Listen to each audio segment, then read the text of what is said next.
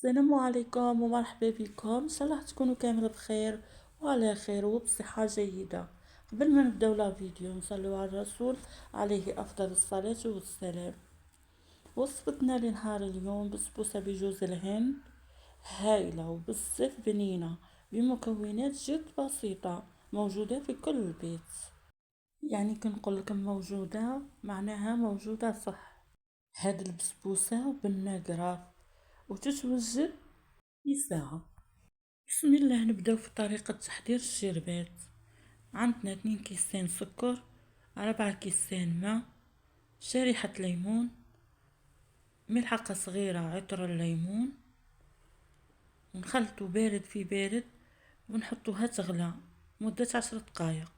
نحضرو العجينة. عندنا 2 بيض وكاس سكر ورشة تاع الملح. رشة تاع الملح الدور تاعها في العجينة هي انه تعدل المذاق في اي حاجة. نحطو كاس زيت، قياس تاع الكاس 200 مليلتر. نحطو كاس حليب ونخلطو غير بالفوي، نخلطو مليح حتى يذوب السكر. تحضير ساهل. نحطو ملعقة صغيرة فاني وملعقة عطر الليمون، نبرشو الليمون فهي يعطينا مذاق هايل. نضيفو حوالي ملعقة عصير الليمون باه تجي البسبوسة منكهة بريحة الليمون. كما تعرفوا الليمون مع جوز الهند يعطينا مذاق رائع. نضيفو ملعقة كونفيتير تاع المشماش. واش نقولكم، راح يمدلكم واحد الذوق هايل في البسبوسة. ونضيفو 4 مغارف جوز الهند، ليمون، كونفيتير تاع المشماش، جوز الهند، ريحة وذوق خرافي. جربوها خواتاتي. نخدمو البسبوسة تاعنا بسميد يكون خشن متوسط كيما اللي نخدمو بقلب اللوز. نحطو كاس، وعندنا كاس سميد يكون رطب، كاس تاني يكون سميد متوسط خشن. شوفوا كيفاش كيما اللي نخدمو بقلب اللوز. ونخلطو مليح حتى نتحصلو على عجينة ما تكون سائلة ما تكون عاقدة، تكون بهذا القوام. نحطو ساشي خميرة حلوى ما يعادل 10 غرام.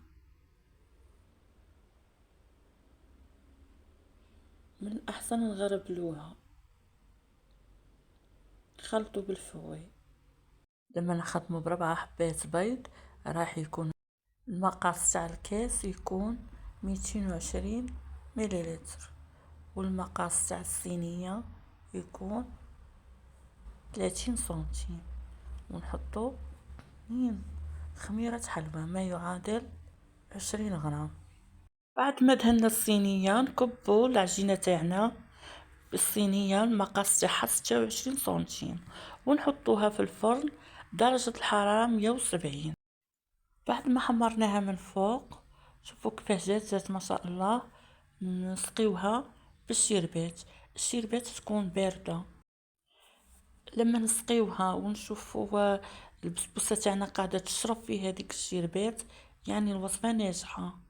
شوفوا كيفاش جات مشربة، جات ما شاء الله شهيتكم في الجنة. نقسمها مربعات ونزينوها تزيين اختياري. نزينوها بجوز الهند